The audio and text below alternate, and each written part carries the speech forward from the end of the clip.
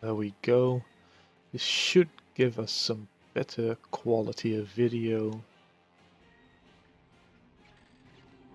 Currently watching my own stream to check things, so if you hear double O, that's why. Going on with the recording, I don't know. Something. Give us some better quality of video. Yeah, there we go, that's much better. Currently watching my own stream to check things. Okay, there we go. That's why. Doing that.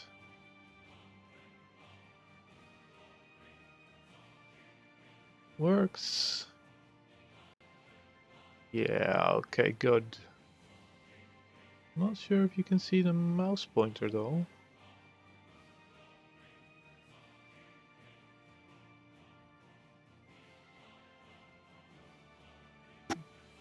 Oh well, doesn't matter. Let's jump in and see how this works. Mind you, I have no idea how this game works. So it's gonna be first time playing for me. I'll probably F up. I think the game... I've played some EU4, but I think this is completely different. Click on the map to select a character. Okay, so well, I'm from the Netherlands. I live about there. So how difficult would this be? It doesn't have a difficulty rating. What about this dude? Oh, there we go. It doesn't...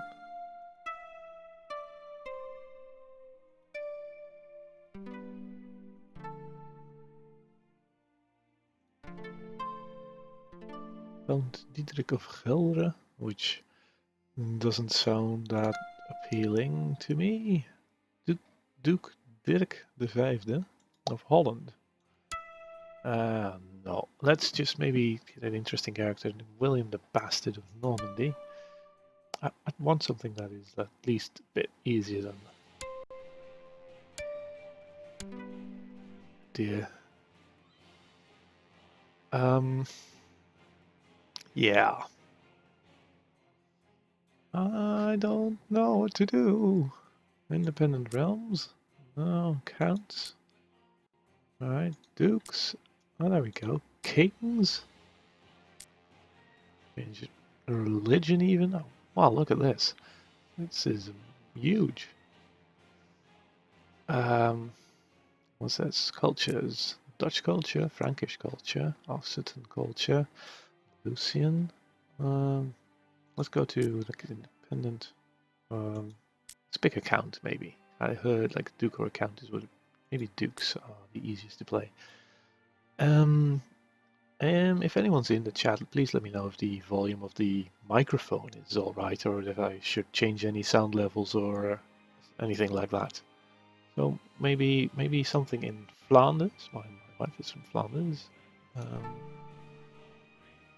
Whoa, this is slightly difficult maybe.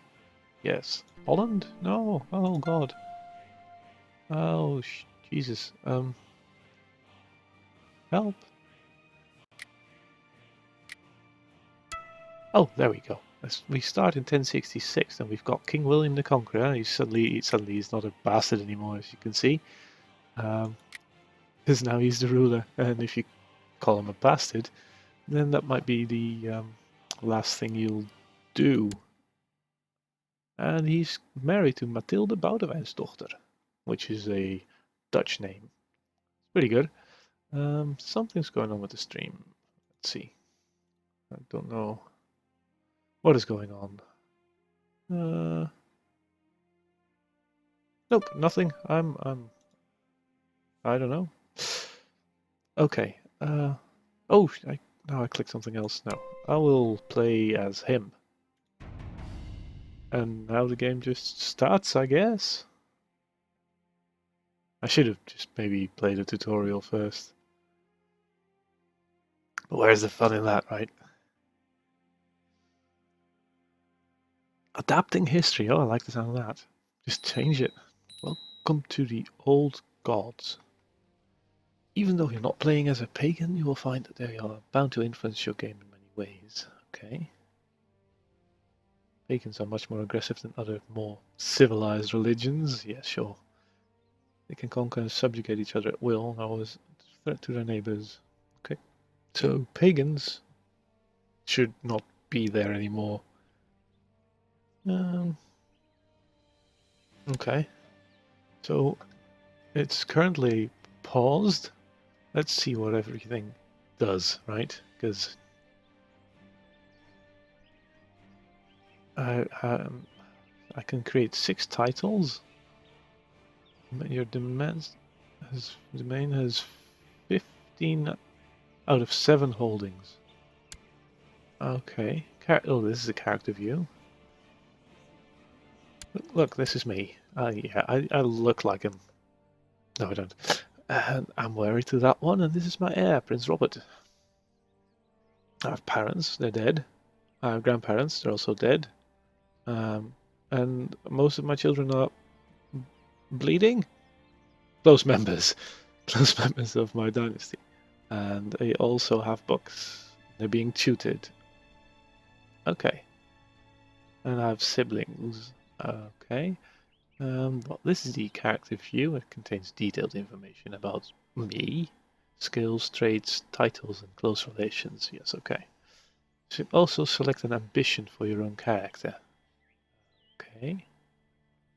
These are all my titles. What?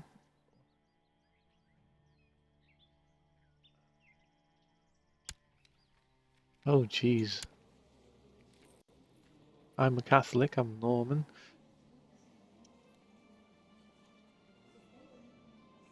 I can even go to Wikipedia, I'm not going to do that.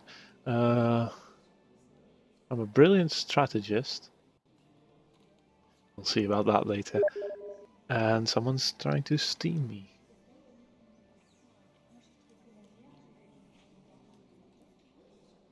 And being a right douche.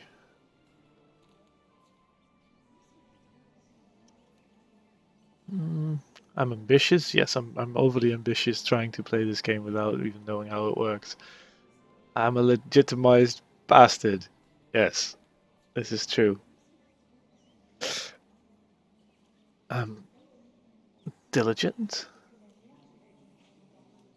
I'm proud. Gives me more monthly prestige. Prestige is good. I'm cynical. This is also quite true. Brave, temperate, and patient. I also have combat modifiers. So I'm not much for holy wars, but I am actually quite skilled in combat. I'm a holy warrior. This character fights best against heathens and infidels, but hesitates in battle against those of the same faith. Ah, okay. So, yes. These are my relations. Vassals, relations, marriage ties, okay. Brother-in-laws. Vassals?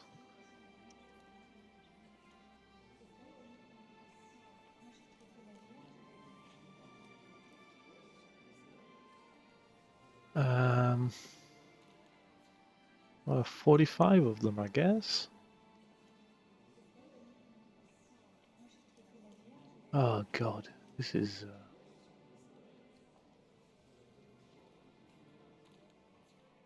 Vassals of your lords and fiefs to the selected character, the court tab lists the people at the court of the character. Yes, okay, so these people are currently in court, and these are the opinions they have of me. Oh, the mayor of Chesterfield doesn't really like me. Oh, Rolf de Haal.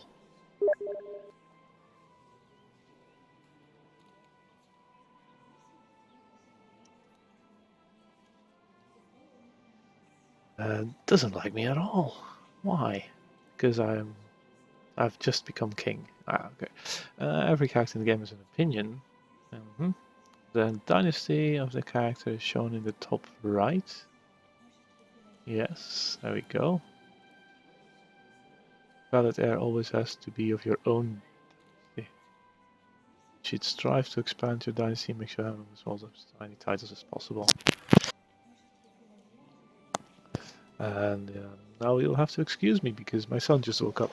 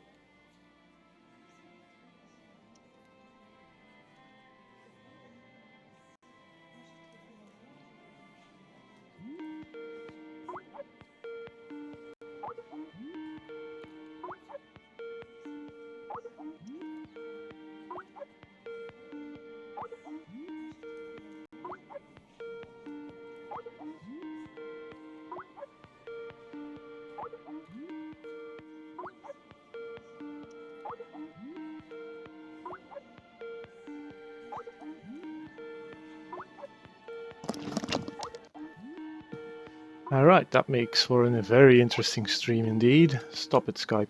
Nobody likes you. In fact, let's just say that I am on Do Not Disturb. Yes, haha. Oh.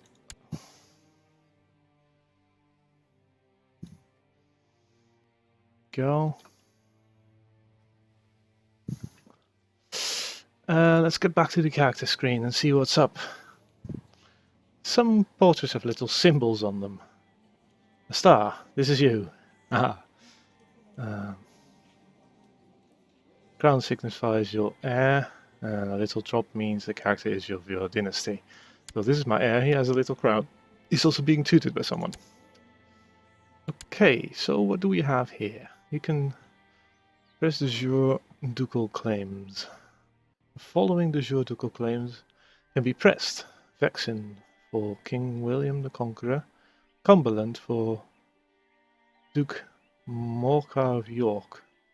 Let's click this. See what this does. This is the county view. Ah, wait, this is Vexin. Look, there we go. This is the... what is this? This map is divided into a number of counties. Each county containing a number of landed holdings, castles, cities and temples. Counties are ruled by courts. Okay.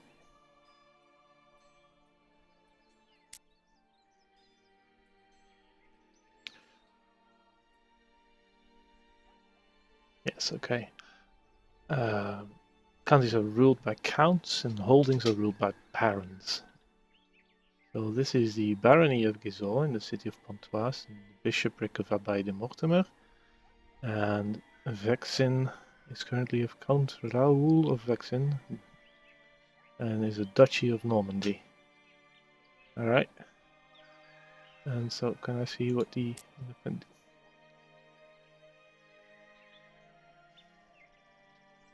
holdings are the basis of the game's economy and military system. Holdings provide tax income and the military levy. So this is the county tax paid to us and the yearly income, so they're not paying to us. Castles have the best levies but at the least tax, and cities are rich but poor levies. Temples are both rich and provide good levies but hard to defend. Okay, so this is a castle. Counties have a religion and a culture representing the broad population layers.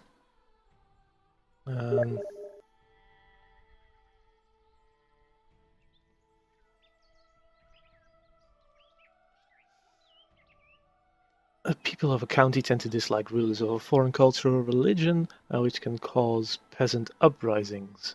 Counties also have different levels of technological advancement, which tend to spread from one province to its neighbors. Okay, so if I develop one county, it should spread to other counties. So 9 military advances, 10 economy advances, and 11 culture advances. So this is maybe quite a good county, I guess. So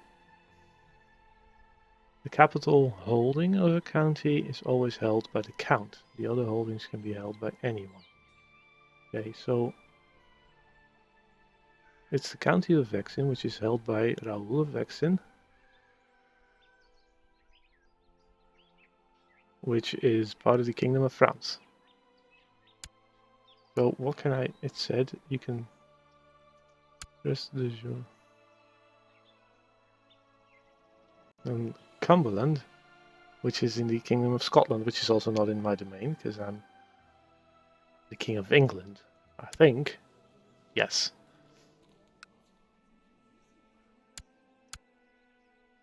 So I can cycle through these. Okay, and what can I do with them? Conduct diplomacy?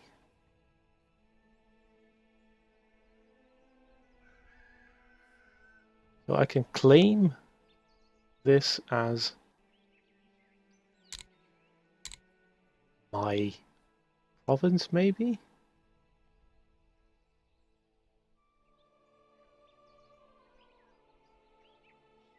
So how does that work exactly?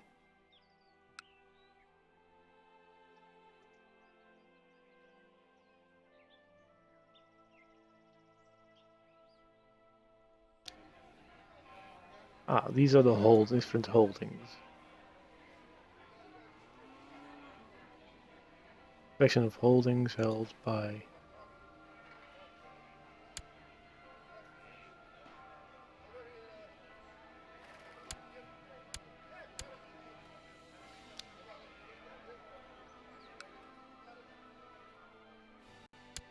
Okay, so what I might do, like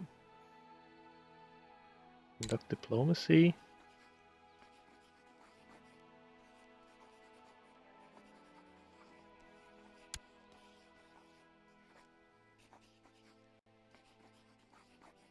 Send a gift. I could assassinate this guy. That'd be bad. He's a kid. I don't know what to do.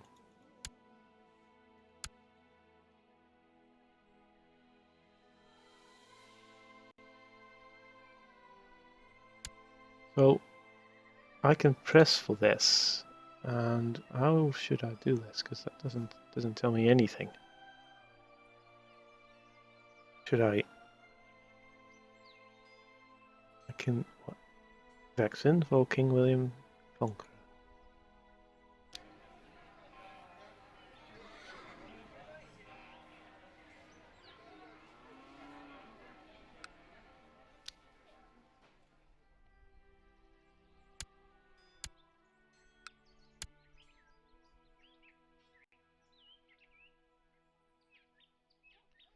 You know what actually might be a good idea is to to play the tutorial. Is there a tutorial in this? Let me just save this game.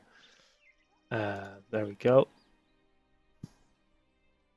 Because this is really different from Europa Universalis 4, where you sort of have a better idea of of the things you can do. Resign. Turn to the main menu. Yes, I did really well, which is good to know. By the way, if anyone watching wants to say anything in chat, this is possible. I have the chat room up in this sort of screen, so you can tell me that I suck. You can tell me that I need to do a specific thing. Anything you'd like to say or let me know, I will see this. I comment on it if I like. Hope there's a big button tutorial. I just missed that. Let's just go ahead with the most basic of things.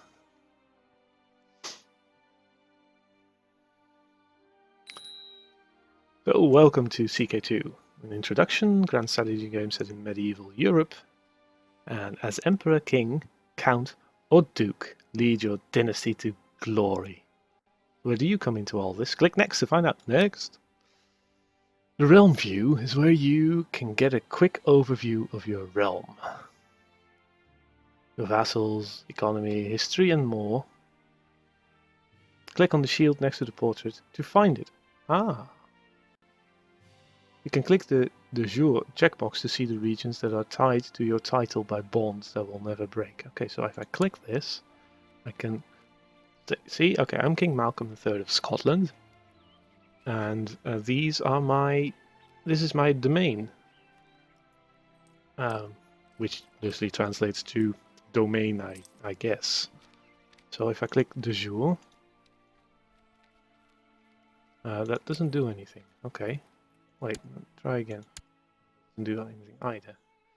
Just a sec. My dynasty is calling.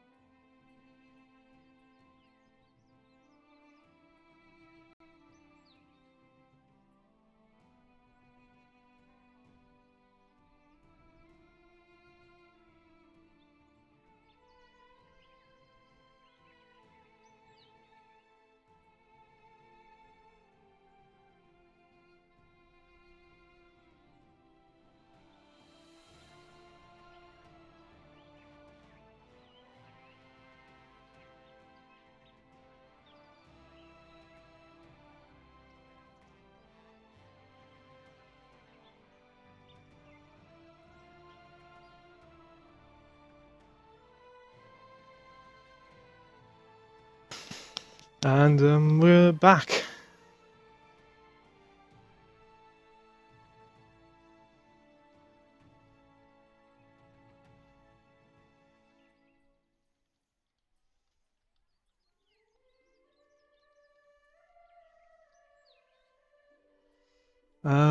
Okay, let's see if this is on. Yes, it is. And I do wonder.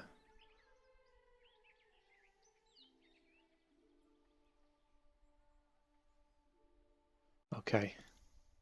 So I can't go back to this, which is weird, but okay. Click the portrait. All characters have a view like this. This is the King of Scotland. Here you can see that his wife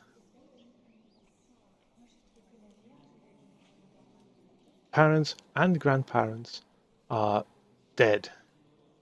Wait, his wife? His wife is right here. He has 3 children. 1, 2, 3. And 3 siblings. 2, 3. To the upper right, you can open the family and dynasty trees. Oh, okay, so that's, I can't click this now, but okay. But you see a small eye icon. This refers you to Wikipedia. Note you can also right-click the portraits of characters and select to go to their character window. Or open the diplomacy interface with that character. Okay, next.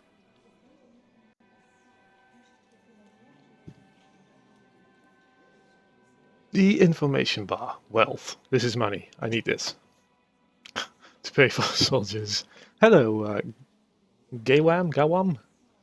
Not sure how to pronounce it. Welcome to the stream. I like the title says this is an absolute noob's look at Crusader Kings 2. So, I'm sorry. Let's see. I was discussing the information bar. This is wealth, prestige, which gives me all sorts of bonuses, I think. The measure of your success. Hover over the sum to see your monthly gain or loss. Okay, you can lose prestige from actions. Piety. How pious you are.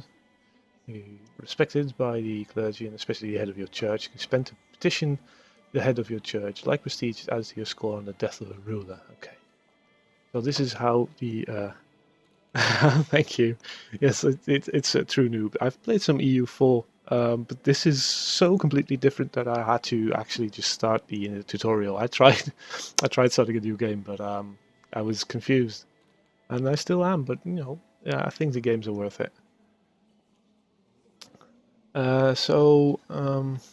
The domain size consists all of your personal landed holdings, castles, cities, and temples. If your domain is unacceptably big, you'll start to take taxation penalties and your vassals will grow resentful.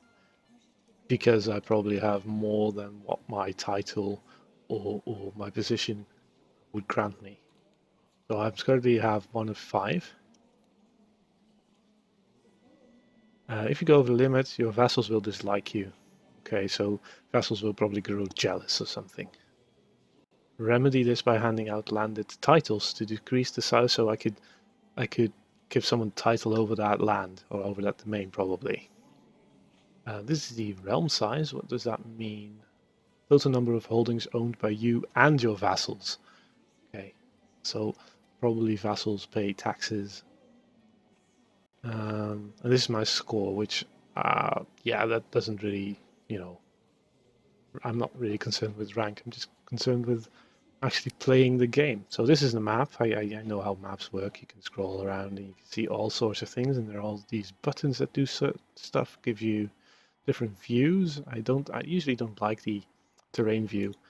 I know it's important for like wars and stuff like this, stuff like that, but normally I'm more used to just seeing the actual territory of specific countries or people in this case, I guess. Yeah, okay, I can use that. Click the home button to go back to my home. I can click the independent map. So there we go. So this is blue and this is darker blue, so that's probably Petty Kingdom of Surya. Okay, so that's something else. Game starts paused. Oh, that's good. Clicking the pause symbol. Yeah, okay, I unpause the game. Nothing's going on in the world. Pop-up messages with events. You can get other messages that pop up here. Main, there are alerts up there.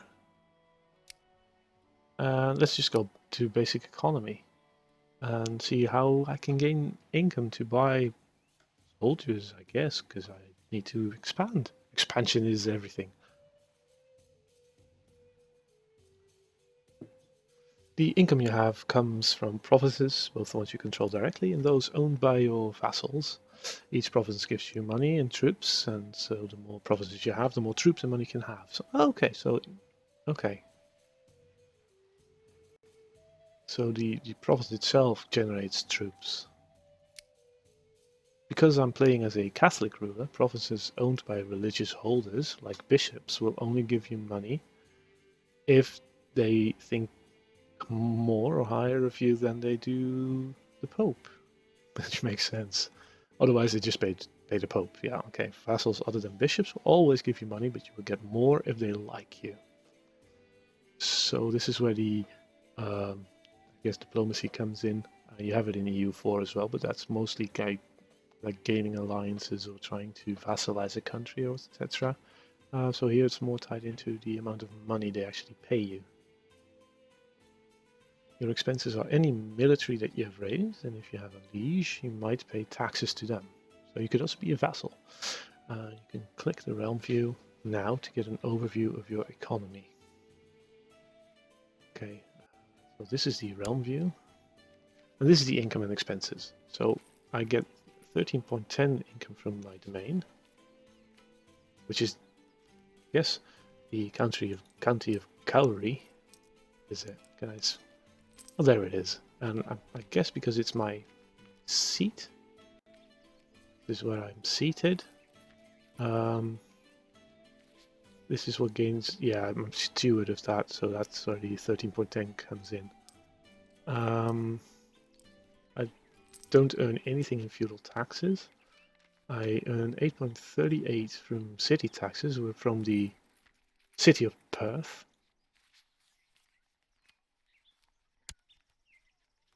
No, it's nothing from the church, because probably, let's see, there's a bishopric, but he probably likes, he likes, yeah, opinion of me, 33. He probably likes the, oh, I wanted to go to the character, but I don't think I can now. Wait, just wanna, no, that doesn't work. Okay. But that's how that works, and this is the expenses. So I currently don't have any expenses. So what is this? So I'm the King of Scotland and the Count of Gowrie. Yes, okay. So that's that. Basic council. Ruler does not rule. I review the basics. Yeah, I have real problems with information overload, so doing this actually enables me to sort of find out the absolute basics and sort of know what all the buttons do before I actually try and play the game. Because I get a sort of broad idea of where to go and what to click.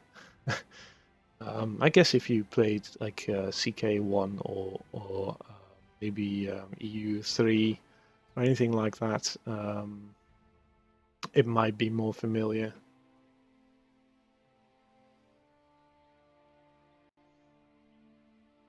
It's actually, yeah, the tutorials in the Paradox games are quite good. They have to be, because these games are complicated. I think they're complicated. A ruler doesn't rule alone. This is, yeah, look, I mean, you have advisors, same thing as in EU4. First is the Chancellor, who assists your rule in diplomatic field, the Marshal, military, steward, economy, spy master, keeping you safe from internal intrigue, and the Chaplain is your guide in everything spiritual. These vassals can perform missions for you. The Chancellor, for example, forge claims on foreign lands, so that's always nice. Well, the Steward can bolster taxes, all for the benefit of your dynasty. Also add their stats to yours. Okay. Oh, okay, well, basic succession. That's really basic. Succession laws are what determines who you will play as next and what they will inherit.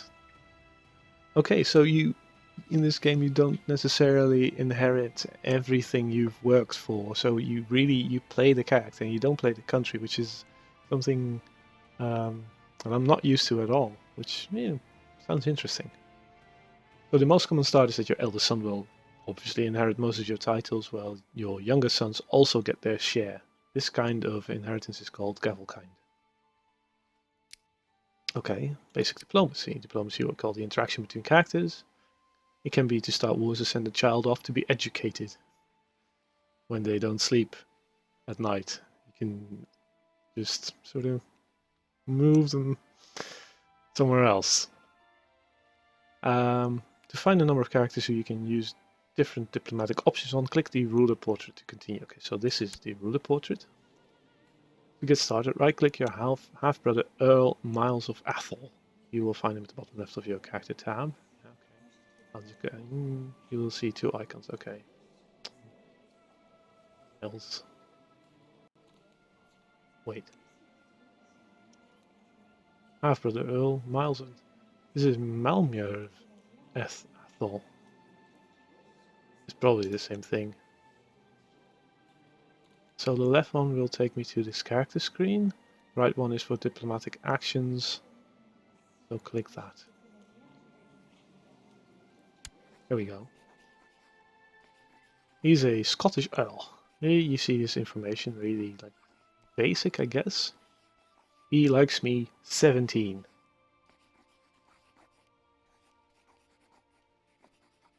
Alright, yeah. Oh my, you even played Victoria. I heard that one's one of the most complex games they made. I'm afraid to actually play that one.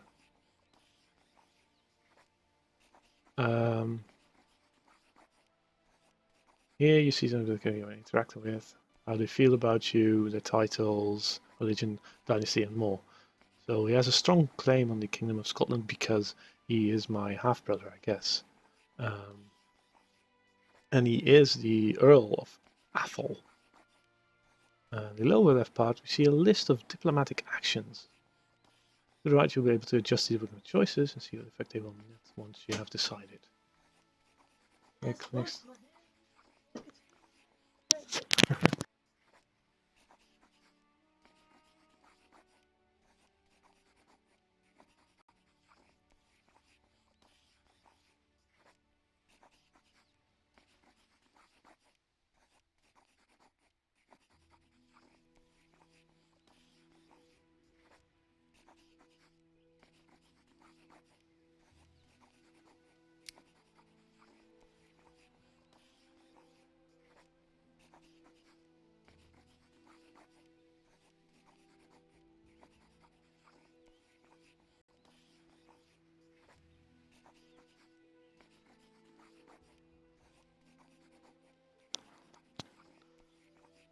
Oh, there's no need to. I'm sorry, someone walked into the office.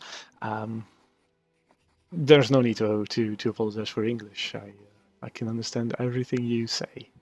Hearts of Iron is most complex. Okay, I heard Victoria was the one that was more complex, but I have no idea. So let's make him like us.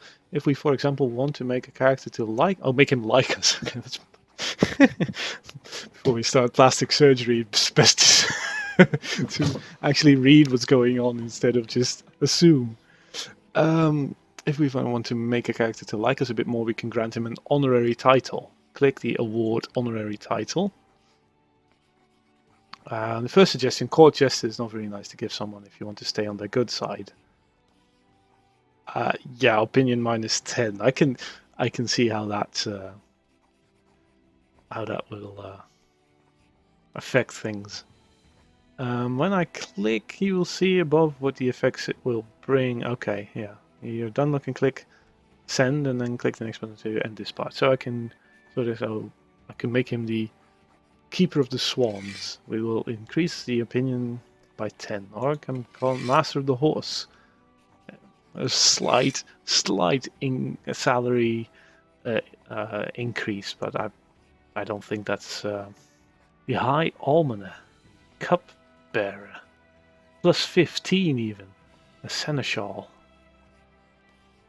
Responsible for the organization of feast and domestic entertainment, although left mainly in the hands of deputies.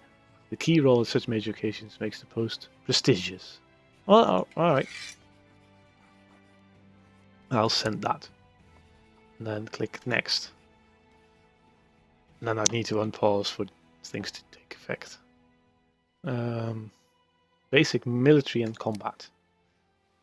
This part of the tutorial will teach you how to move your troops around and a little bit about combat. Click the military tab to continue. Okay, so that's military. It's a sword and a helmet, which is military. Alright, so here you can see how many troops you have, how many you can raise, and what they will cost you. I'm the king. It shouldn't cost me anything. To be honest, they should just fight because I'm brilliant. For this exercise, we need troops. So click the button with an up arrow here to raise your personal retinue. Okay. Now you'll see your new troop in the province gallery. Select the troop by clicking on the shield. Okay, so I need to raise personal. So that's personal, county, vassal. Okay, so I can sort of raise my personal, like the ones in my county, and then I can raise the ones in the ones my vassals have. Alright, so I'll click this, and there it is. So there's 831 people, I think. Raised, no, unraised. Right, well, click. This is the unit view. More information about this army. The name is Army of King Malcolm III. There's a number of people in it. At the top you have the organization bar.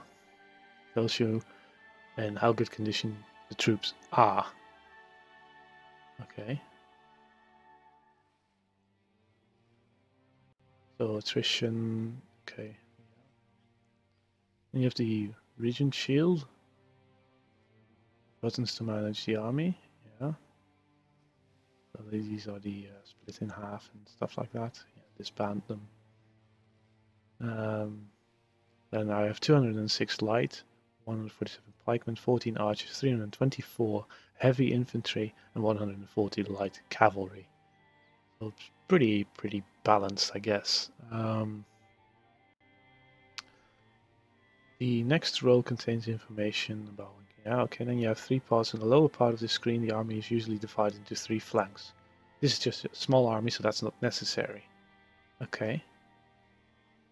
Open the military tab again to learn about handling your army. So click that again. This time also let's raise some levies from a vassal. If you were going to war, you'd probably like to raise all available levies using the button towards the top. Towards the top. Oh, right, this one. So you can raise them all. For this example, you just need a few, so raise the person of the Earl of Fife. Earl Duff of Fife. So raise the liege levy.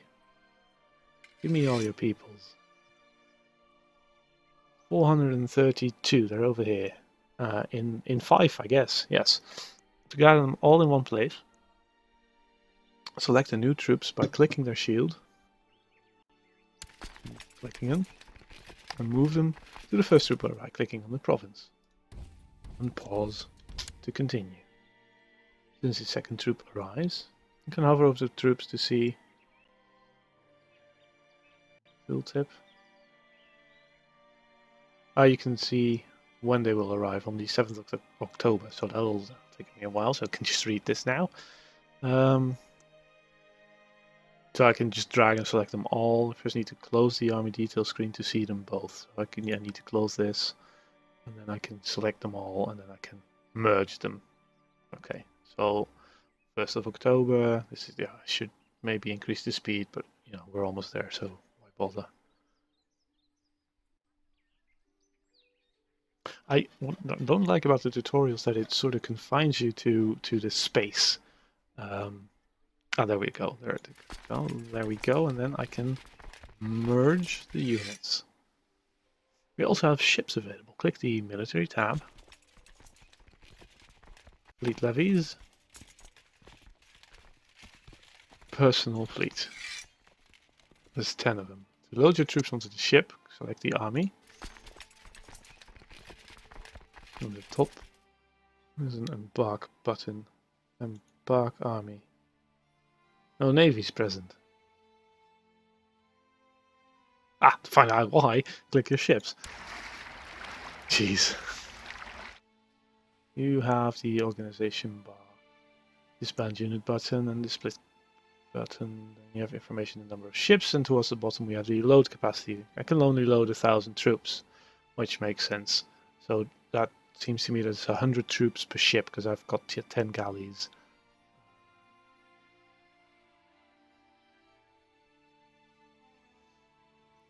Let's see. Select the army again. I need to split it probably. Click to create a new unit. New unit. Right. Then click transfer button on one of the troops to move it. So the let's click this transfer. Now select one of the troops. So why did I merge them? They need to go on the boat. So now I need to select the Scottish, like the army of King Malcolm. Can I just select this unit? And embark. There we go. This is blue and usable connection. Okay, so now you can see that the fleet has actually go. It's the Barony of Scone, and it's carrying 831. One is probably because it's one army. So move this fleet to the neighboring sea province to the north. Moray Firth. Okay, right click. And then unpause, and it's gonna take me 2 days. As soon as your ships arrive, let's offload the troops in the Moray province. Okay.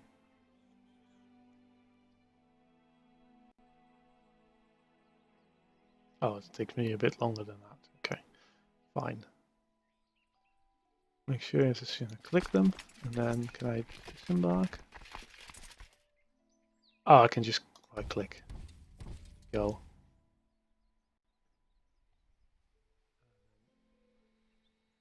Pause.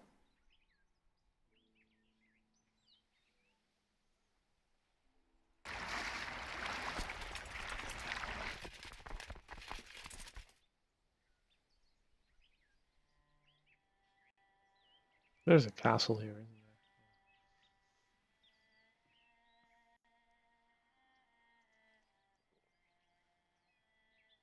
there? So they are ashore now.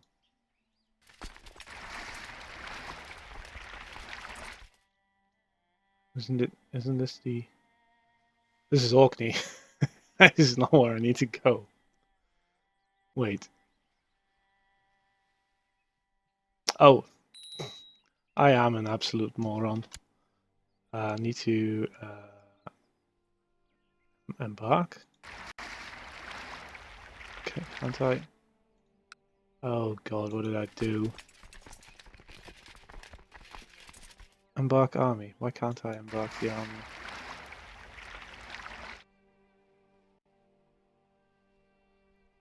Oh jeez.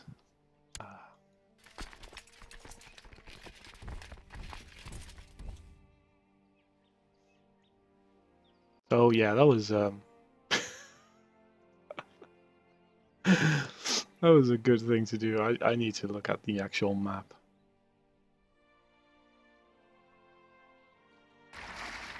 They're in the boat now. Okay, select them. Click there. That makes more sense.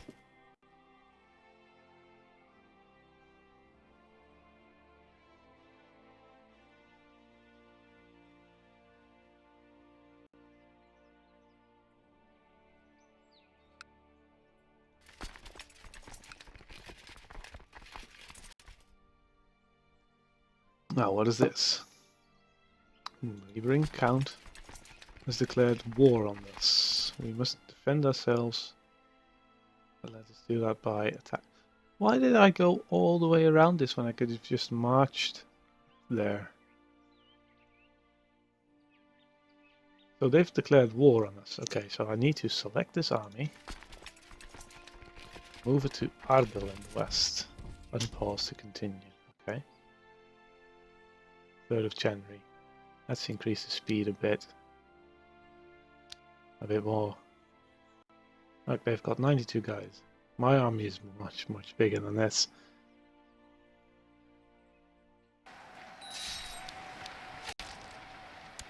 So, when we run into the enemy's troops, we'll start to fight them. And we can see the battle over here. But now let's just wait until the battle and the screen shows up. So,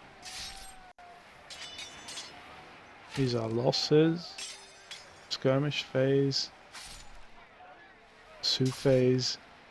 Alright, so they're fleeing. And there we go. You won. Big surprises there. Here you can see how many troops you had before the fight. 8 to 26. 52. And how many are remaining? 52. Now we stand in an enemy province with no troops in it. That means our troops will automatically start to siege. Click the province. Oh, I was. Yeah. It will look different now that we're sieging. Okay. You see how many people you have attacking the thing. You can see the number of defenders remaining. So I've got 771 and 40 defenders. A defending garrison, and there's also defending left. Okay, that makes sense.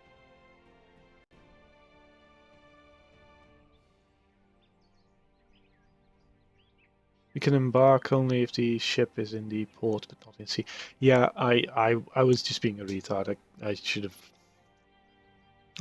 Also, that ship couldn't be in port there because it wasn't part of my territory. So I guess just right-clicking that as the soldier that works as the army. So the attackers must outnumber the defenders, or the siege will not progress. That makes sense. Speed up the time a bit so the sieging goes faster. Increase the speed to maximum to continue. Eventually the siege will end. Since the enemy had no more troops and you outnumber him, we know you will win.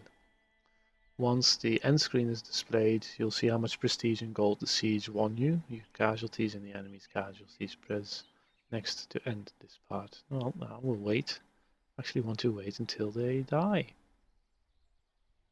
Right? Because this is their morale, isn't it? Yeah.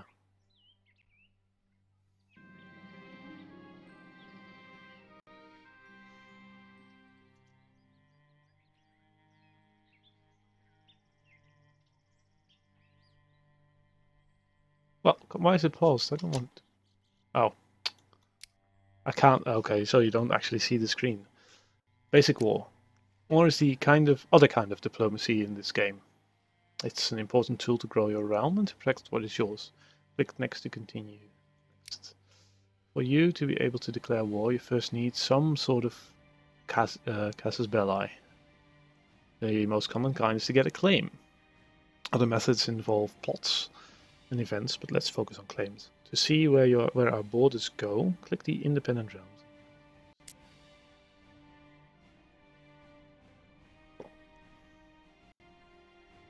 Surayar, to the west of Ross, seems like a good target.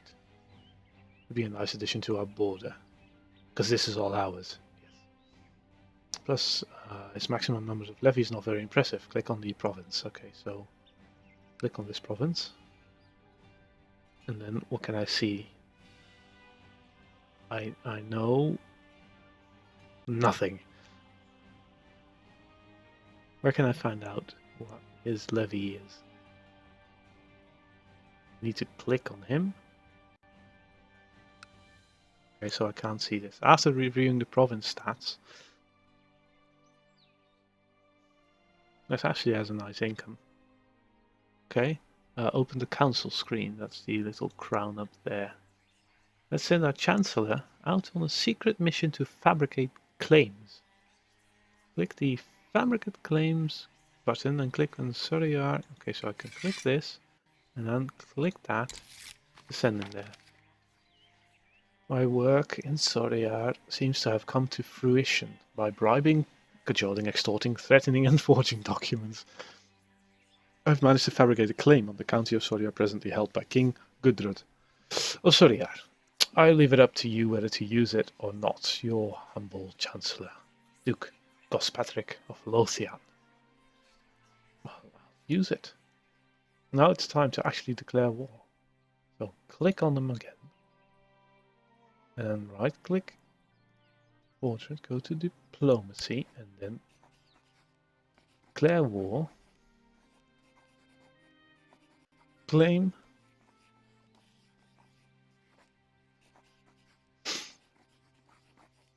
I can just claim it as my own. Declare war on a character. That one. Send. Diplomatic map mode shows your diplomatic relations with other realms. So, bottom of the screen, see icon. Okay, so this is the war progress. Showing you the leader of the opposite side in any war you're engaged in. Click the icon, see how the war is coming along. So click this. See how the individual battles went. Also the war score percentage.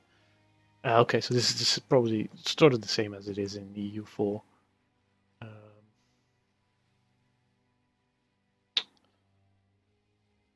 War scores the sum of how the war is going. To be able to claim provinces, you'll need to get that number up so high that it will have to agree to your demands. Okay, so click next. For now, let's end this war. Press offer peace. So it's a white peace. I don't get anything, they don't get anything.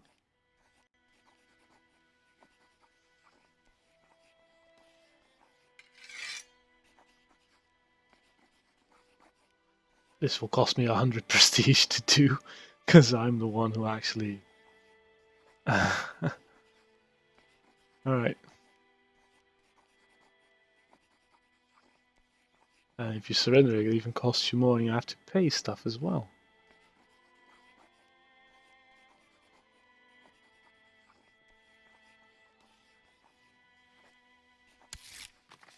So let's see how we can use the spy master now, probably. So I just use the there's that council thing, and now we can go to intrigue. I can choose a plot. Okay. Overview of your current ambition or plot. You have a list of decisions, and towards the bottom you have 3 tabs. Yeah, threats, prisoners, known plots. Auto stop plots. Okay. People are possible risks listed here. List of people you have imprisoned. This is where revealed plots against you are listed. Okay. Basic religion. I'm sorry if this is really boring to watch, but this is absolutely vital for me if I want to actually start a series of streams to play this game. And maybe it's actually quite interesting to watch as you see how the game works in its essence. Religion, basic level. Religion, with all that it implies, can have a big impact on what happens in your game. Not seeing this is medieval times, it probably have a huge impact. Crusades, piety, your own religious vassals will all play their part. The church head, which either be the Pope, Caliph, or an ecumenical patriarch, is the religious power for each of their religions. Pope cannot just start holy wars, he is also the one the Pope can not just start holy wars, he is also the one who can grant you a divorce, for example. Ah. Okay. Click the religion tab to continue. Religion. Click it. So, this is the Pope, Alexander II. And he has more authority. Because he holds a number of sites. Holy sites. It's an organized religion. Okay. You can see whether he likes you or not. Where can I see this? This is my opinion of him, and this is his opinion of us. So he likes us, I guess. So if the Pope has called to a crusade, that will be listed there. Bottom part of this window. Lists your vassal bishops. lets you appoint successors for each of them. Okay, so that will be discussed later. Intermediary feudal system. There's a cat here. Away. The hierarchy in Crusader Kings is strict. Those down the chains of authority provide troops and taxes to the ones above them, regulated by laws. Click next to continue. So the hierarchy is divided into 3 sets: city, temple, or castle. If your capital is city-based, you are a burger, or in Dutch, burger. If your capital is temple-based, you are a prince-bishop. If your capital is castle-based, you are a feudal lord. This matters in the laws screen, where you have 2 laws for each kind of ruler. More details on all ranks are available in the manual. Oh great. Playable ranks are Count, Duke, King, Emperor. Click the Laws tab to continue. Laws. So this is, oh Jesus, that's a lot of things to sort of keep in mind. Royal Laws of Scotland. Here in the bottom part of the window, you can see the laws that affect your vassals. You have, beside the Crown Laws, laws regulating taxation and levies for the 3 kinds of vassals. Minimum varieties will give you less money and direct control over fewer troops. The right part, with harsh taxes and maximum levies, give you more money and troops and make your vassals rather displeased. So it's probably just a good idea to sort of keep that on average until you, I guess, go to war.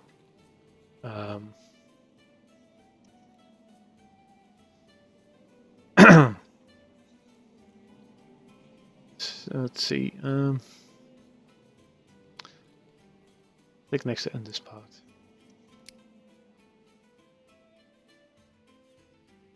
Intermediary economies. Okay, as you can see in the upper right, you have a limit for how many holdings you can control directly. The successor of your bishop can't inherit. Useful to exclude someone of succession. You can just, if there's someone nasty in your line of succession, you can just appoint him as the successor of a bishop, so he can't inherit your things. Is that right? Which is a really nasty thing to do, but I like it. That sounds cool. So I can only have 1 of 5 holdings. I mean, I can have a maximum of 5 holdings. If you cross this limit or cross the limit, get negative effects in the form of tax penalties and disliking by vassals. To prevent this from happening, make sure you keep under your domain limit by handing out landed titles to your vassals. Now click a county, okay? County of Bachen. County can have different types of holdings. And depending on what you build in the county, you will get different amounts of tax money, different kinds of troops from it. For example, a city gives you more money but fewer and lighter troops. So I can actually build a new holding there. Alright. More council things. Each type of advisor. Different types. Chancellor, he has diplomatic stuff. He can fabricate claims.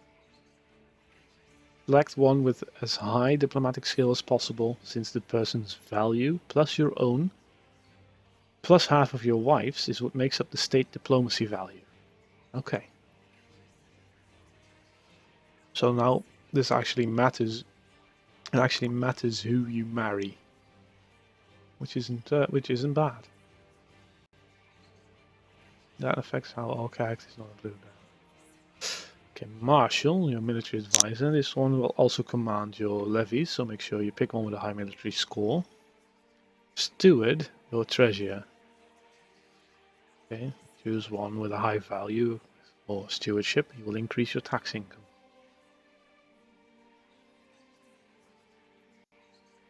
Spy Master, an unofficial position is the advisor in the darker things a region might need to do.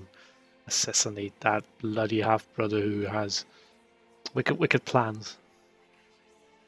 Choose one with a high intrigue skill. This is important even if you do not have plans to have anyone assassinated, as it will help you to uncover plots against your own person as well. And the court chaplain, who assists me in religious things probably. Learning, okay, higher value help you technologically. Okay, so that helps technological research.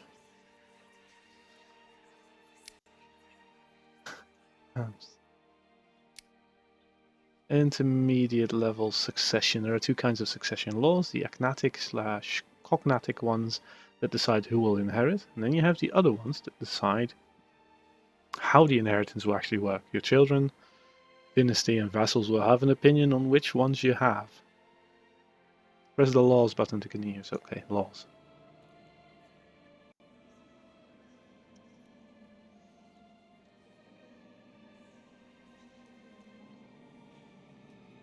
Agnatic, only males can inherit. Absolute cognatic, women inherit on the same terms as men do. And then what you have agnatic primogenitor. This one means that the oldest male child of the ruler will inherit all their titles on the ruler's death. Agnatic cognatic, if you have this, women can also inherit, but only if there are no eligible males. Then there is succession laws, gavelkind. Primary things go to your oldest male child, and the rest is divided among the children. Based on seniority, the oldest member of the entire dynasty inherits all titles. And elective monarchy, the ruler and his vassals, one step down, can nominate one successor each. Okay, so it seems to me you have some influence on who will actually be your successor. There are two kinds of diplomacy, state level and the personal level. Your vassals and other people you employ are affected by personal diplomacy, and all others by state diplomacy. Click ruler port and continue. Let's take a look at personal diplomacy first. You have a tab that says vassal. So I've got 8 vassals. 1, 2, 3, 4, and then 1 for 4 more. Yeah. Now, if you hover over the opinion values, the green or red numbers towards the right, you'll see why each person has a particular opinion of you. Because you smell. A free investiture. Autonomous vassals, chancellor. Yeah, okay. So wait, is he my chancellor? I can't. It's annoying. 50 tooltips on the opinion numbers for some of your vassals. The opinions that they have of you is based on a number of things like personal diplomacy, free investiture, autonomy, and some personality traits will go better or worse together. If you are patient and your vassal is wroth, that does not make for a good relationship.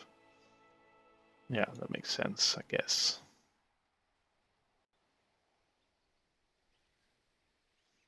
Okay, the opinion modifiers that are based on character traits are all permanent. Other things can change the opinion between characters affected by trait modifiers, but as long as the trait stays, so does the modifier. Then there are temporary modifiers, probably due to events. Temporary modifiers have an expiration date. If your ruler dies and the new heir takes over, most vassals will dislike them for 10 years, for example, because they don't really know him, or are peeved that they didn't get to be the successor. To be able to declare war, there are a few different methods, including plots and holy war, but the most common way to simply claim a title you're interested in. What's your name? You're the Duke of Whatsit? I want to be the Duke of Whatsit. Here's 10,000 of my troops. Give it to me. You do this by sending the Chancellor to the province and fabricating a claim there. It will take a while, but you can try it in the basic war tutorial. Okay, I trade time. You have the claim, but if you want the land, you need to take action. Claim is held by your current ruler, so as soon as you change ruler, the claim will be gone. Right, okay. Intermediary, military, and combat. Levies are what we call the usual kind of troops in Crusader Kings 2. Other kinds will be discussed in the advanced military tutorial. Exactly how many and what kind of levies your vassals send you depends on the holding composition and how much the vassals like you. Open the military tab to continue. In the military tab, you can see that there are different kinds of levies. Personal and vassals. Yeah. Personal levies are the ones you control yourself, while the vassal levies are the levies controlled by your vassals and the vassals of your vassals. That's a lot of vassals. Vassals. So, castles give you the most troops, period. They also reinforced faster, and these holdings give you some light cavalry, light infantry, and most heavy infantry. Cities give you some galleys, archers, and most light infantry. Temples give you some galleys, archers, light infantry, and then heavy infantry. Exactly what levies you will get from a province also depends on other things, like who the vassal is. Since castles are so occupied with providing troops, they yield less taxes for you than the other two, while cities give you much more. Alright. Intermediate war. Once you want to end the war, there are a few different outcomes. Press next to learn about them. The attacker wins. The attacker gets the claimed province or title, plus the prestige and a higher score. The attacker loses. The attacker loses prestige, which lowers the score. And they also lose the claim. Truce. White peace. The attacker loses prestige. Okay, press next. Intermediate plots and intrigues. This part will tell you about ambitions. All playable characters can select an ambition in addition to plotting devious schemes. Click your character portrait to learn more. Right. Choose an ambition. Example, you could get married, hoard a big pile of gold. Okay, so this is probably tied to the types of claims you can do.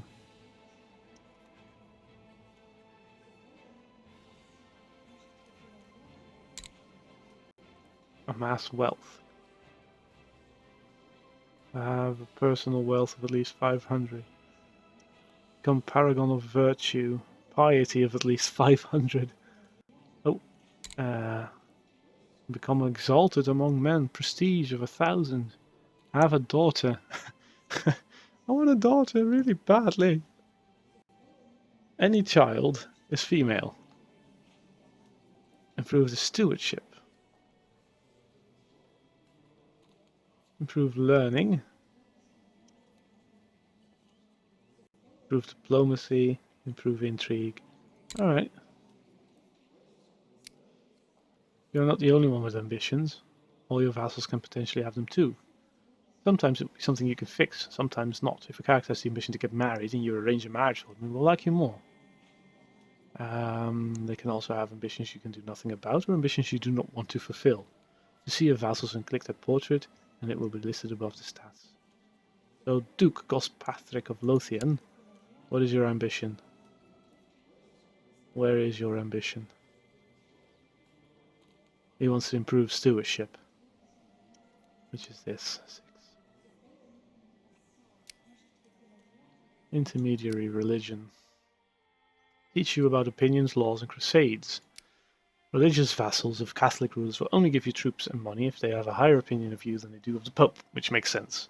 Easiest way to assure that is to actually appoint someone to bishop that already likes you. Corruption.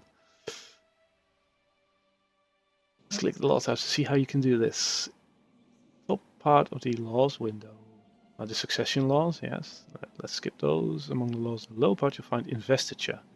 This can either be set to papal, which means the Pope elects the bishop, or free, which means that you can select your bishops by yourself. This will anger the Pope. Makes sense. Crusades. What instigates a crusade is that the Pope appoints an area that needs to be conquered in the name of the Catholic Church. For him to be able to do this, it must currently be held by Muslims or pagans.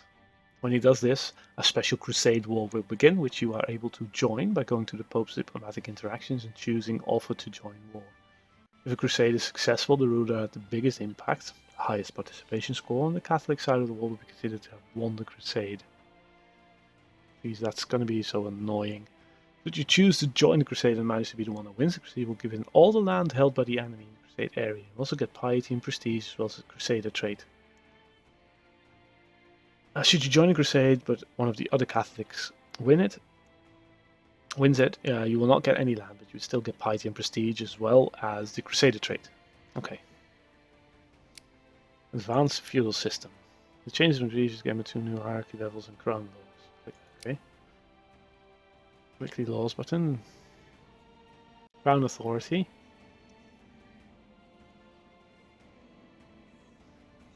You consider how much freedom a king or emperor has. The first one is crown authority and give a wide range of effects depending on what the setting it is at. Your vassals would be hard to convince, but if they like you enough and you have high prestige, it will pose but a minor problem.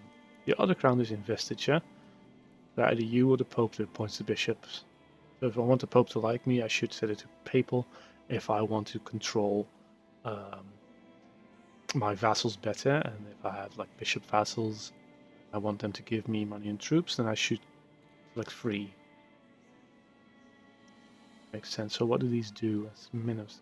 So the vassals are autonomous? Oh, this is how much of authority the crown has over the vassals, probably.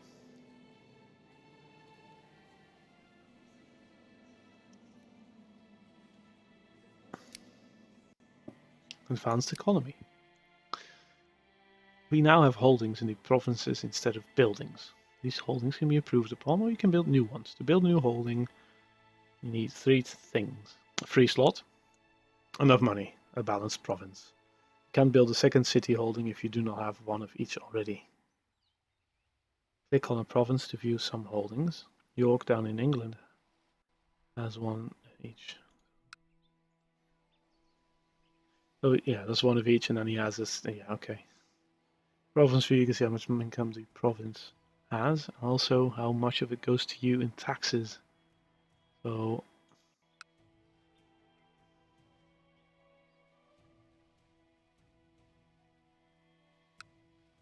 you can also hover over each holding to see how much tax it yields and its fort level. So that's probably how strong it is, and you get sieged. Advanced Council, and all members of the council have 3 unique missions you can send them on. You can only go on 1 mission at a time. You still get their stat bonus. Let's go through all of them.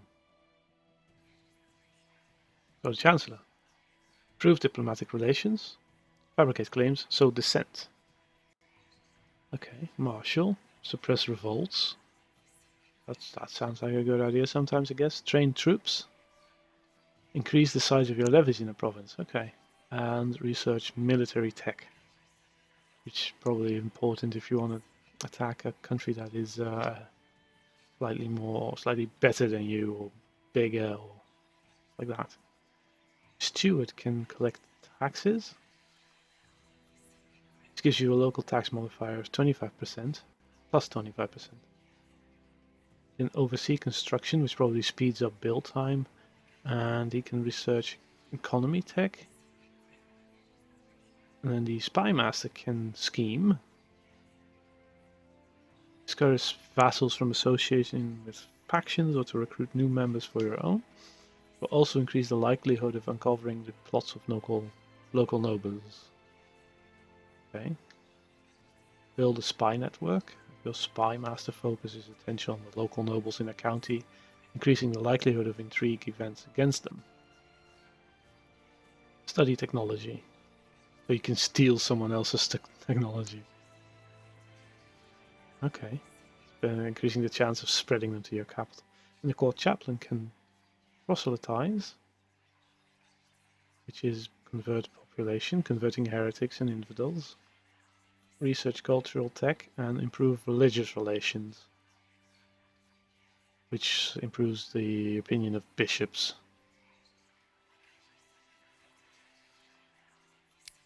Advanced succession. For able to change succession laws, you have a few things to consider. The same ruler can only change succession laws once. It must have reigned for at least 10 years. There must be peace. So if you're in trouble, you can't just quickly change the succession laws to some minor douchebag. The ruler must be an adult, i.e. no regency. No vassals can be fighting, and no vassal count or above can have a negative attitude of you. And these demands can be hard to fulfill, so changing succession law is not something to do on a whim. It's often something you need to work for. So best left alone when you're just starting the game, I guess. There are no formal alliances in Crusader Kings 2. It's all a matter of bloodlines, dynasty, and prestige. Our wife is dead, so now would be a good time to marry into another dynasty to form bonds that can be used. Click your ruler portrait to continue. So, but she's not dead, is she? I don't understand. These are his mother and father. Identify. I have an ally. Yeah, okay, it's baby pros. Because I gave him a title. Below the portrait of you are 2 golden rings. This is a button that will allow you to arrange a marriage for the current character. Click to continue.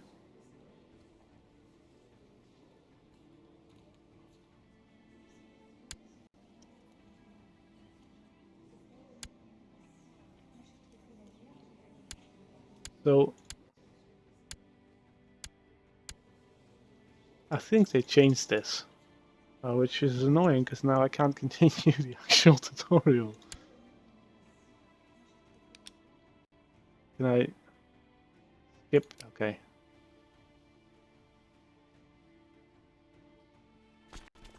I can also hire mercenaries.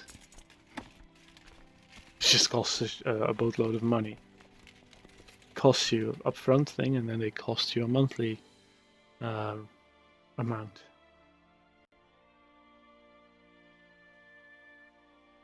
And then there's holy orders. Don't have any holy orders to choose from now, but when you do, it'll look like this. Yes, it's very tiny. And these troops are free to hire. But they only attack religious enemies, and they only exist around the time of Crusade, so they're a bit limited. Defending against infidels or heretics, they have no maintenance cost either. Raise your personal revenue selected to continue, so that's this, but that's the fleet. That was the wrong button. Oh well, I have a fleet now. And select it. I can't. We need to. Oh, there we go. Tutorial fail indeed. Luckily, you can just skip to the next chapter. I mean, I think I know how to marry someone else. Just click the button, and you can probably select anyone who's willing or something. The armies are divided into 3 flanks, and each flank can have a leader and its own tactics. When one of the flanks win, you can join one of the other 2 to reinforce them. Click next to continue. Each flank has a commander that will choose the tactic to use, and when deciding this, he's considering what kind of troops he has and what kind of troops the enemy have, and adapts. How good he is depends on his military skill. Click next to end this part. Okay. Advanced War. For the Advanced War, let's discuss some final points of war score and the jour claims. Next again. When at war, you will get a war score for winning a province in battle and siege. After that, not much happens though. To make it easier to claim parts of a vast empire, this changes after 3 years. If you hold an enemy province for more than 3 years, the war score starts to rise. After 3 years, the war score will start to rise for just holding the province in question. This will enable you to win over a remote province that the ruler you are fighting can't or won't send troops to defend, without you having to siege all of their other provinces. Okay, yeah, that makes sense. De jure is a term used to describe what is legally considered part of a landed title, even if it facto is controlled. Oh, okay, so even if it's actually controlled by another ruler right now. That means that if, for example, a county is de jure considered part of your duchy, you'll always have a casus belli to go to war and take it. The de jure hierarchy is static and can never change. For instance, the Kingdom of France will de jure always consist of the same duchies, which will consist of the same counties, etc. Click next to end this part. Advanced plots. There's a boatload of things going on. Actually, my throat is getting a bit... let me get something to drink. Plots in Crusader Kings 2 can help you accomplish things that might have been hard or impossible otherwise. Going to war and winning against a foe with superior firepower, for example. Unlike ambitions, it is often an aggressive act towards someone else. Often secret and illegal as well. Click the Intrigue tab to continue. Quickly check something in OBS. No, not in OBS. Go. I'm recording this as well, and it's probably ramping up to a huge size now.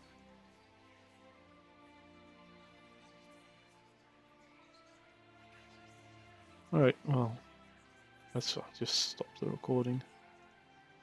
Okay, sorry about that.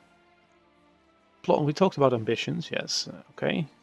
Plots can also be chosen from the character screen. So, click a screen. No! Oh. Intrigue.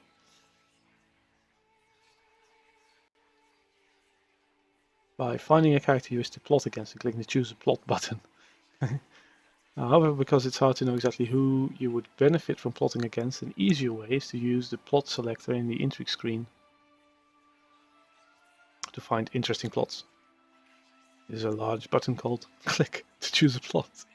So easy sometimes. You can have one plot and one ambition active at any given time. And if you already have a plot and want to scheme against another character, you will have to cancel your old plot first. Once you have selected a plot, you will see the target to the left, which backers you have acquired in the middle. Okay.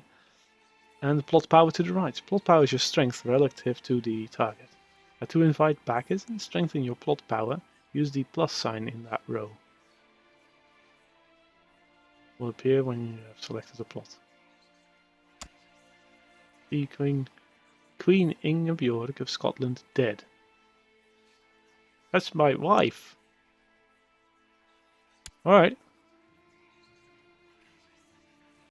So if I click this, I need to find someone who has a high opinion of me, I guess. Plot power. So can I... Might be persuaded with a bag of gold. He will join me. So can I?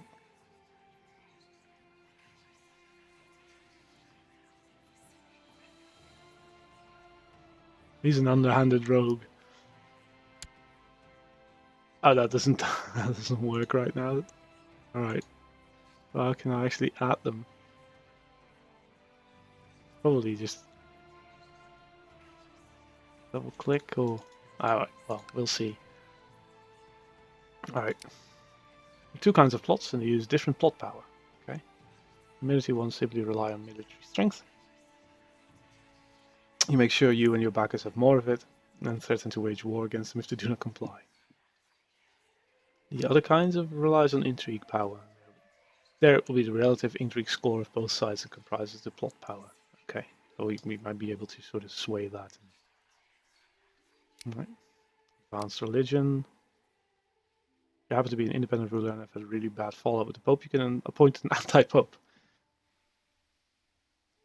Killing your wife is natural. Yeah. I guess. I see. So you can you can appoint an anti-Pope. So what you need to create an anti-Pope is free investiture and a bishop that likes you more than the Pope. As you can see here, you have a bishop. Fortunately, he does not like you very much. Had he done that, though, you could have clicked the little button to the right there, make anti-Pope. Once you have your very own anti-Pope, it's like a hand puppet. It's just, hello. People who like your anti-Pope more than the Pope will pay you will pay taxes to you instead. You can circumvent excommunications. You can go to war against the Pope in your anti-Pope's place. Click next to end this part. Okay. And that's that. All right.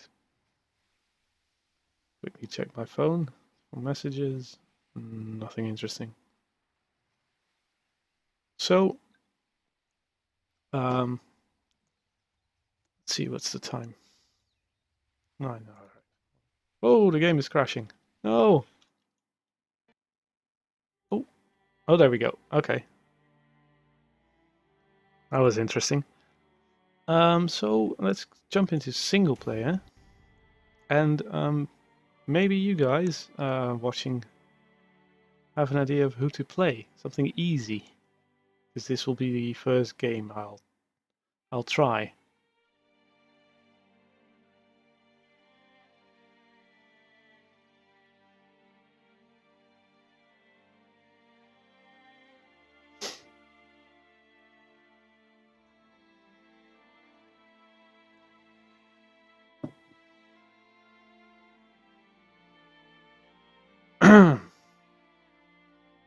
And I'll just wait for the stream to catch up, I guess.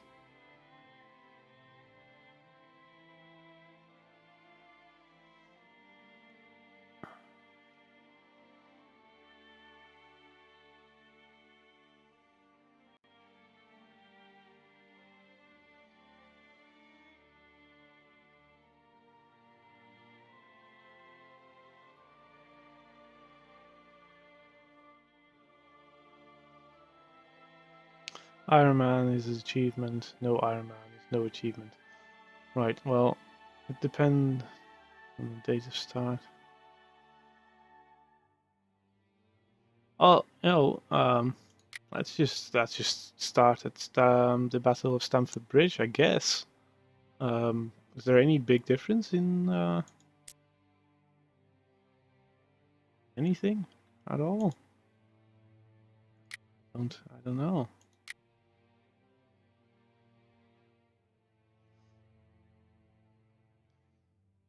I could go as Duke William the Bastard. That's like, is this too difficult? Ireland is easy.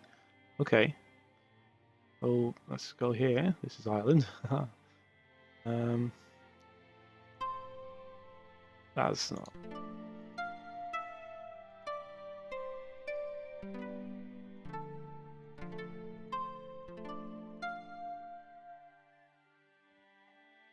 Doesn't look that easy.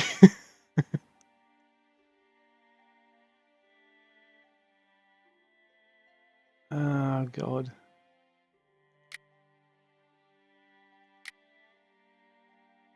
Farron is the hardest.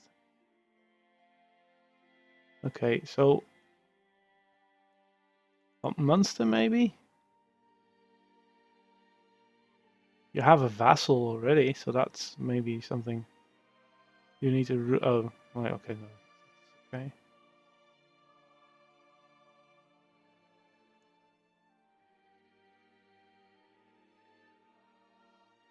I wish there was sort of a list that would give you a more detailed choice, to be honest, because this is really overwhelming, to be honest.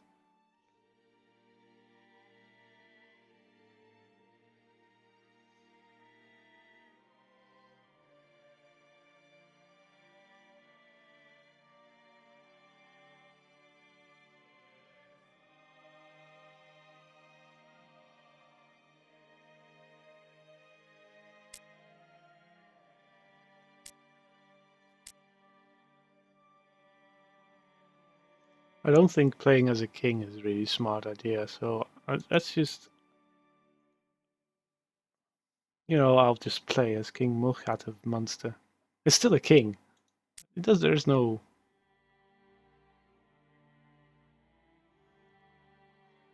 Yeah, okay.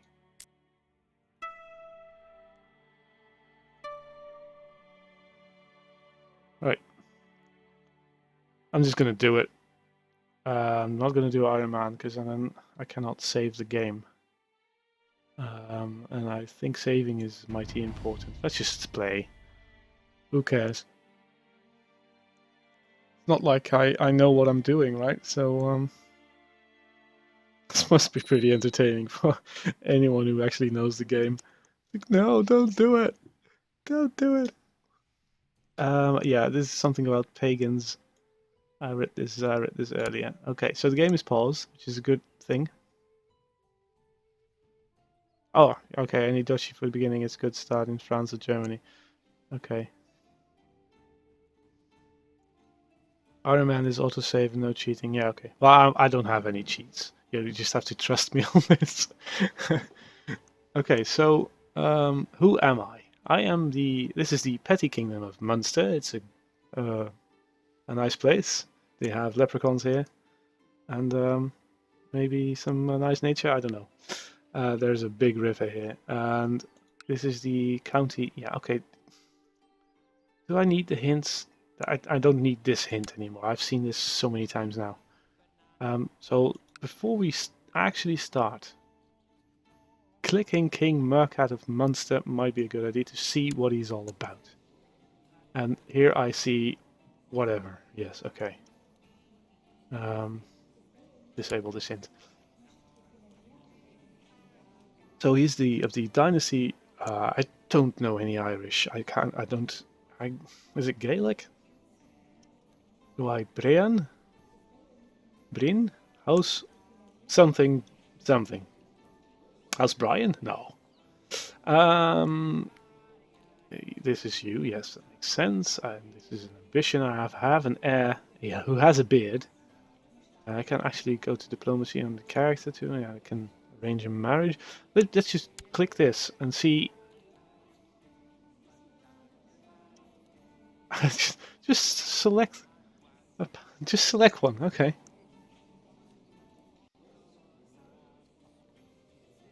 And we're gonna probably arrange marriage. Yes. Okay.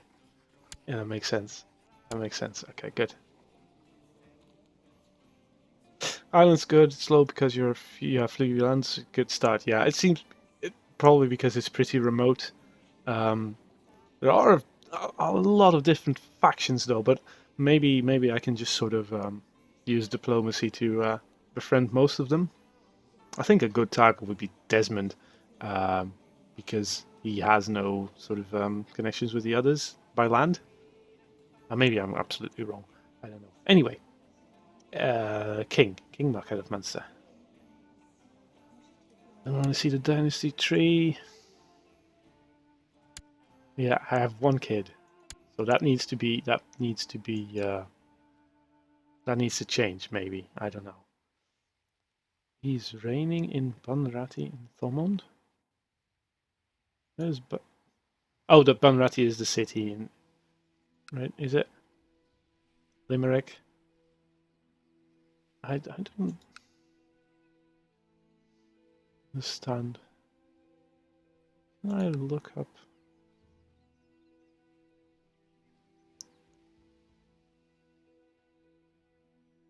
Oh well, it'll be fine. It'll be fine. What could go wrong? Ah, there's a ledger. The Barony of Bunratty. Oh.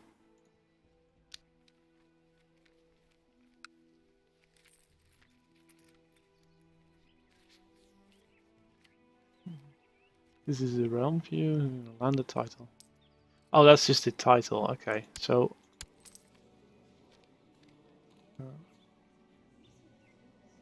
Alright, well, we'll figure it out. No king, each for himself, no attack from the outside, not in the start. Maybe afterwards. Yeah, let's just solidify our power in Ireland, become the king of everything. Probably dead before that happens, but still, you never know. So, what are my skills? I have a state diplomacy level of, the level is 6. Military, martial is 9. Stewardship 5. Intrigue 5. Learning 3.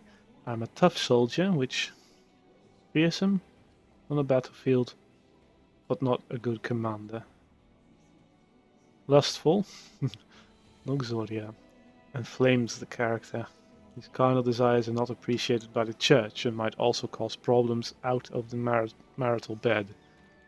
So I might get some events or something like that. I don't know. But fertility 20%. So I need to get a wife.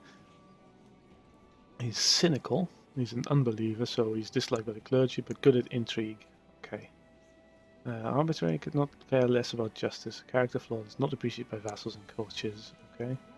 And he's content, satisfied with a lot in life. A loyal vassal, but unsuited to intrigue. So I'm unsuited to intrigue, but I'm suited to intrigue, right? Alright, so that balances it out, I guess. So I have a kid and then some siblings, one of which is dead. And then I've Conchobar MacDonchet. And another half brother Lorcan MacDonchet. 21 is your diplomacy plus your. Oh, right.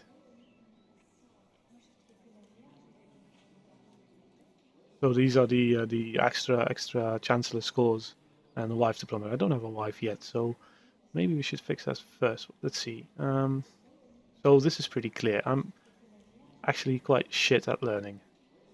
Fine. Click this, and then let's see it. You can press your ducal claims. I have a claim on Desmond. See, okay, so that's good. So I can attack that whenever I want. And I have a vassal. And can I see? Oh, he also has 2 vassals. So where are they? Cork?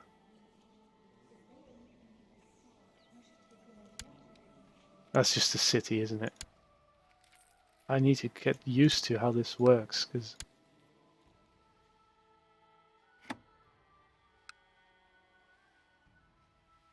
Yeah, that's Cork, and then he has a bishop vassal who probably won't give him any. Well,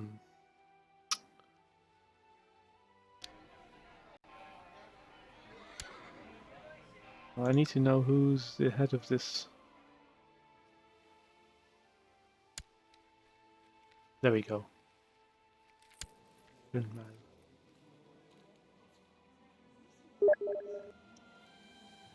And there's another Steam message.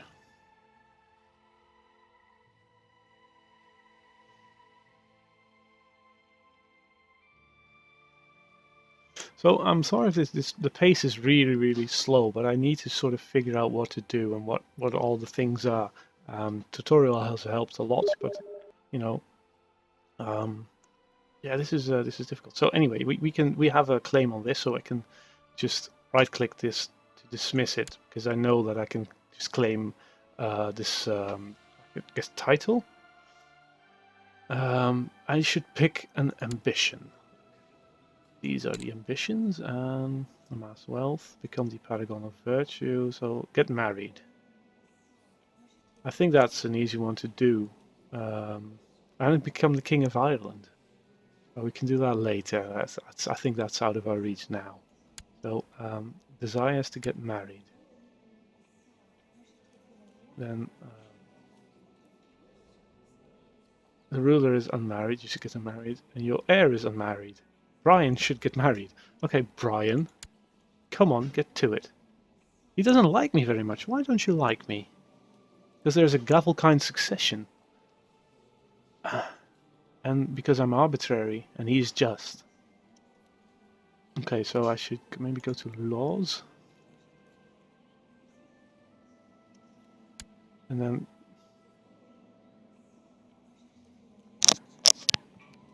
just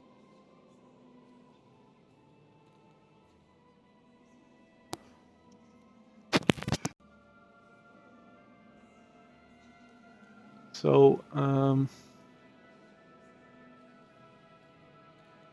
he doesn't like me. I don't. That's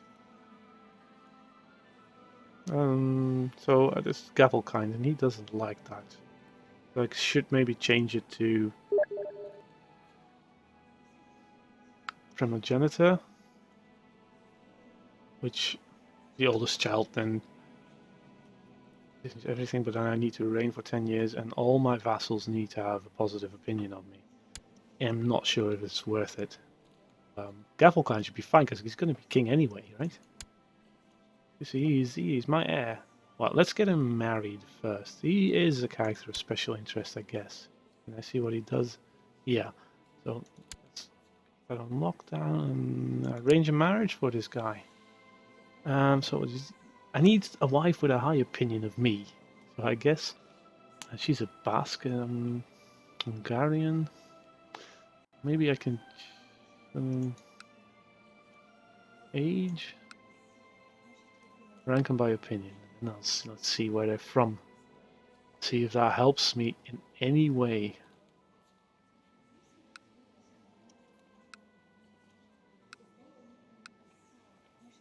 Norman, Catalan, and Italian, Castilian, Danish. I find someone in Irish, Dutch, Frankish. More Normans. Welsh,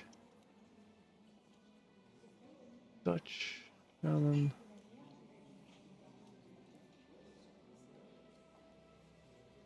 Oh, okay.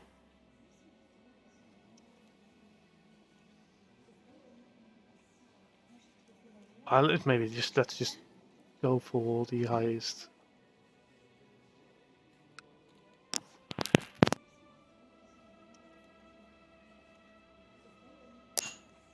Scroll all the way back up.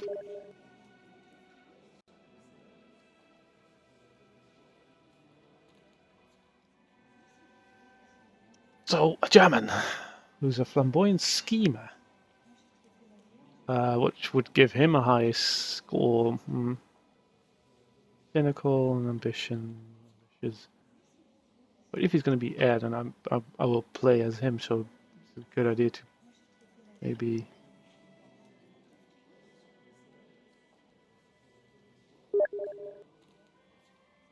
You know what?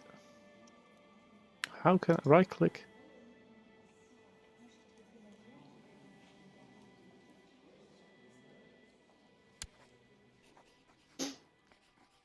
Yeah, okay, so let's just click the fade. Yeah, okay, there we go.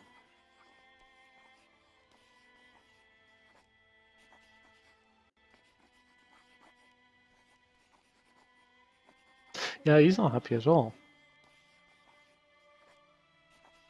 So, but propose that Brian and Anna get married. As the relative, King Brian would gain 0 prestige for marrying into the House Yak. For marrying. I will propose this marriage because.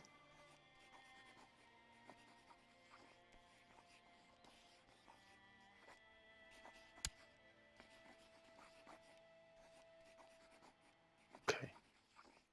So there we go, and I should maybe first.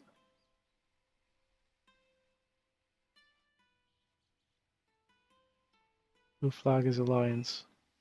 So did I just mess up?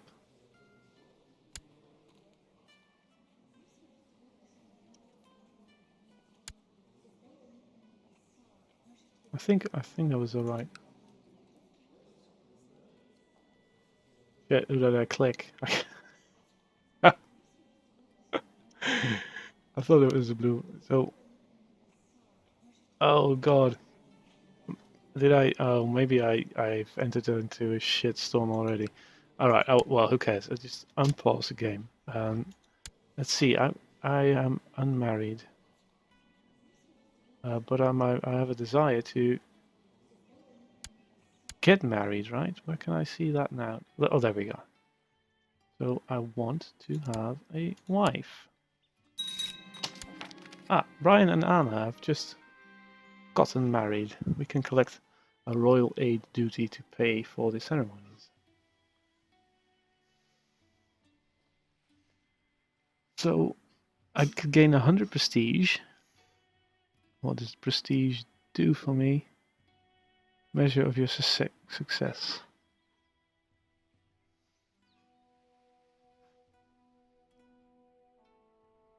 So it's only 6 gold. I'm just gonna. Yeah, that's what I thought. I'd go for the prestige. To the glorious King Morcat, may you live in harmony and contentment. I accept your suggestion that Brian and Anna should get married. Even if Brian doesn't like it, he's just I'm the ruler. You should listen to me.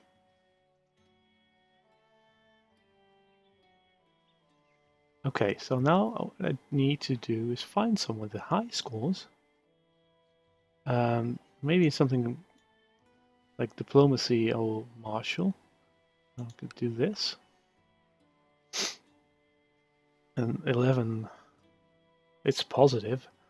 Guess she's Welsh, which would maybe actually be a good thing because they're close by.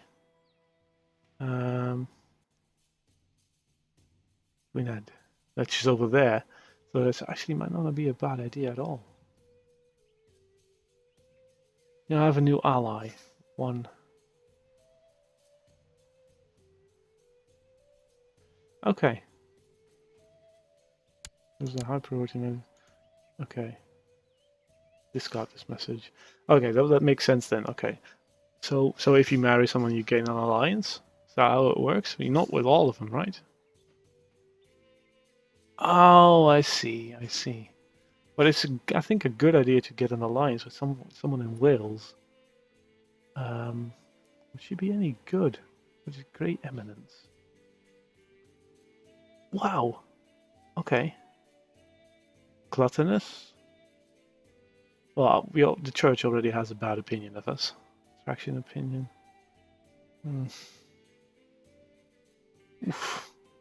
We would be very compatible, I guess.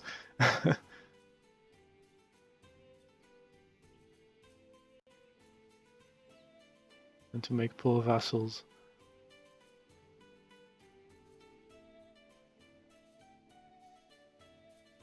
He is a Catholic. Let's Ah, you know what? I'll just marry this. How old is she? 17?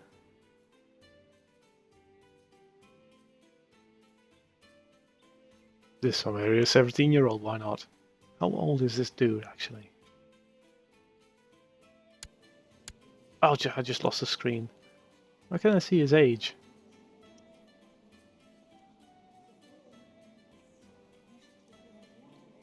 Oh well, let's find this woman again. I think it was... Yeah, there we go. Oh, you actually could take... Okay. I would gain 2 prestige. I would gain an alliance. And that would be with King Bledin of Gwynedd, who has a good opinion of me, I guess. Right. Bledin is a Welsh king. Bledin is currently considering a marriage. Yeah, the ruler is unmarried. Well, not for long. So let's unpause and wait for that thing to come in, I guess.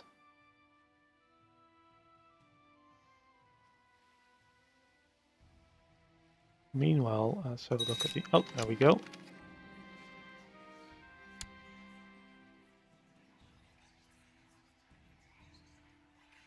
Okay, he accepts. That's good.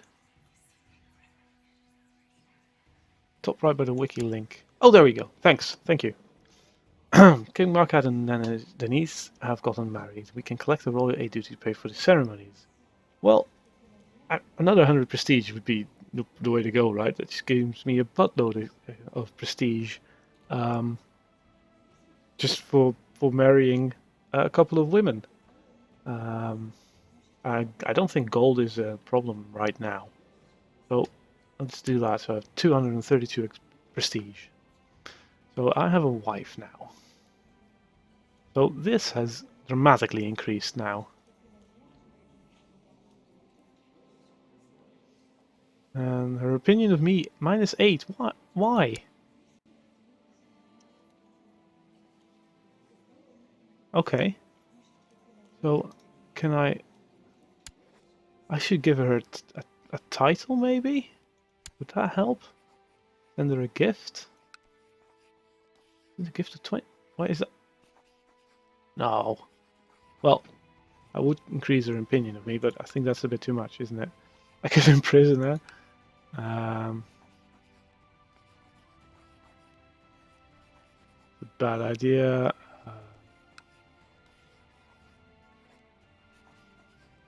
She's already educate child. So she could give her a gift. All right, okay, I'll give her a gift. Or should I give the Brian a gift? Maybe send them both a gift. What is the High Almoner? Opinion plus 10. Handing out arms. You know what? I'll just give her a title. There we go.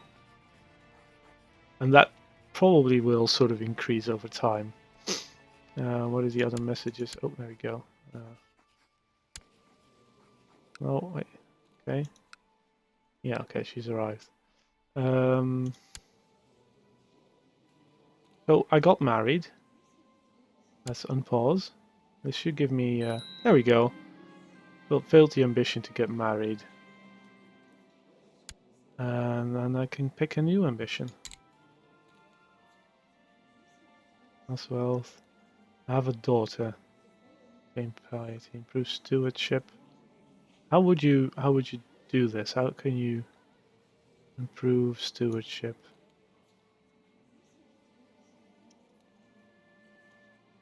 Guess you don't. Improve learning, diplomacy, improve intrigue, become the king of Ireland. Maybe I'll just have a daughter.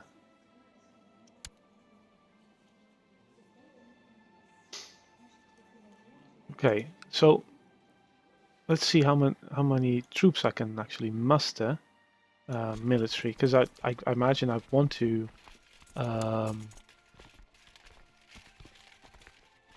From a random event, okay. Yeah, so I'm not going to pick that then, or not yet. Let's just do something that might be a bit easier to achieve, since seeing as she's 17 years old, should be fine, I guess. I don't know. I have no idea what I'm talking about. So I can muster 930 troops and another 66 from my vassals. Okay, this dude, 86, 68. Sorry, oops. And then I have fleets, but I don't need them. Why doesn't he doesn't like me at all? Who are you? Who are you? Earl Ragnar Ormond. So this is Ormond. He doesn't like me. Why wouldn't you like me? I'm a nice guy. I'm a very nice man. He has a very low opinion of me because I am a foreigner. Can't do anything about that. Liege, because I'm arbitrary. Okay, so I could send you.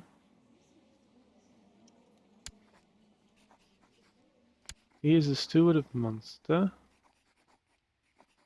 I could maybe get you an honorary title, which would increase it by 10. I don't like him very much either. That seems to me that's not good. What happens if I imprison him? That would be bad as well. I could send him a gift, which would raise his opinion of me. So, but 41. What, does it cost anything to raise? I guess maintenance, right? So is it important to... Does he have any troops at all? He should have.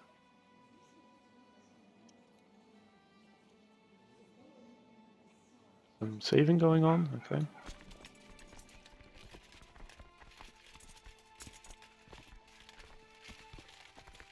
And this is a bishop who doesn't have any... Okay, so he can muster a big amount of troops. And this dude can...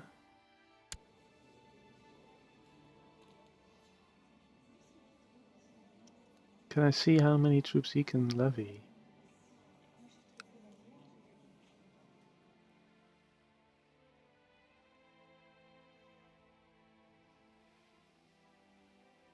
He has a bishopry, yeah, okay, and a city.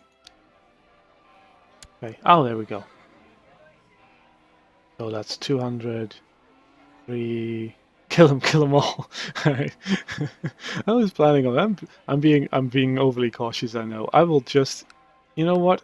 I think I will sort of try and please this dude by giving him a gift of a lot of money. Which will then allow me to muster his 20. Okay, well that was. I don't even need them. Okay, well, I'll raise personal levies. I should have first go to diplomacy. Oh, we cannot declare war. Oh, okay. Oh, shoot.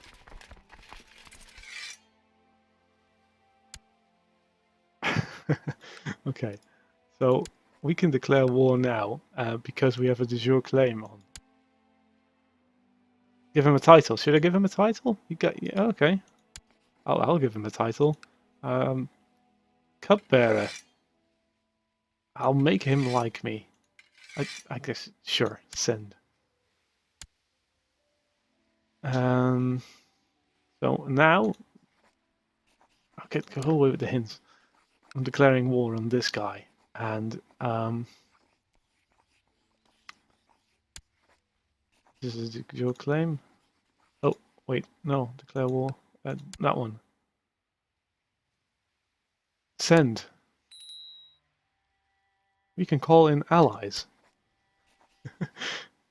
Request the King Bledden of Gwynedd join us in a Munsterian Desmondian de jure war over Desmond.